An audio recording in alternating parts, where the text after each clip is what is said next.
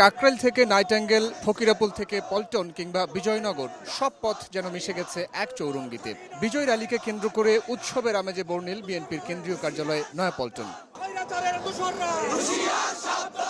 মাত্র এক বছর আগে অর্জিত নতুন বাংলাদেশের বিজয়কে উদযাপনে মেতে ওঠেন ঢাকা বিভাগের ১৭টি জেলা থেকে আসা বিএনপি ও এর অঙ্গ সংগঠনের নেতাকর্মীরা।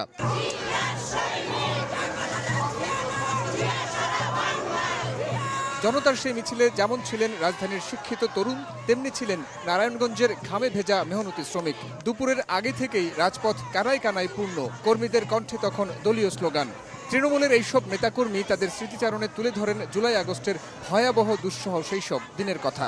আমাদের যুবদল থেকেই অন্ততপক্ষে ৫০ জন আহত এবং গুরুতর আহত আছে, যাদের শরীরে এখনও অনেকে স্প্লিটার বহন করছে এবং মাথার খুলি লেগে তাদের মাথায় অপারেশন করে দীর্ঘদিন মুমূর্ষ থাকার অবস্থায় সুস্থ হয়ে বাড়ি ফিরেছে। এরকম অবস্থাও আমাদের যুবদলের নেতৃবৃন্দ রয়েছে। গত ১৫ বছরের আওয়ামী দুঃশাসন, অত্যাচার, নির্যাতন, গুম, খুন, বিচার বহির্ভূত হত্যা ও ফ্যাসিবাদ কায়েমের প্রতিবাদ জানান দূর দূরান্ত থেকে আসা এইসব কর্মীরা। এই আন্দোলন করতে গিয়ে আমাদের বহু লোক আমরা খুন হয়েছে, গুম হয়েছে, আমরা লক্ষ লক্ষ নেতাকর্মী আমরা মামলা খেয়েছি, আমরা দীর্ঘদিন আমরা বাড়িতে থাকতে ১৫ বছর আমরা বাড়িতে থাকতে পাইনি। জেলা থেকে নির্বাচিত সাবেক জনপ্রতিনিধিরা জানান গণতন্ত্রের শৃঙ্খলা রক্ষা ও দেশের স্থিতিশীলতার জন্য নির্বাচনের বিকল্প নেই। আগামী দিনের নির্বাচনের মধ্যে দিয়ে জনগণের সরকার প্রতিষ্ঠা হবে, জনগণের একটি সরকার প্রতিষ্ঠা হলে চূড়ান্ত বিজয় অর্জন হবে।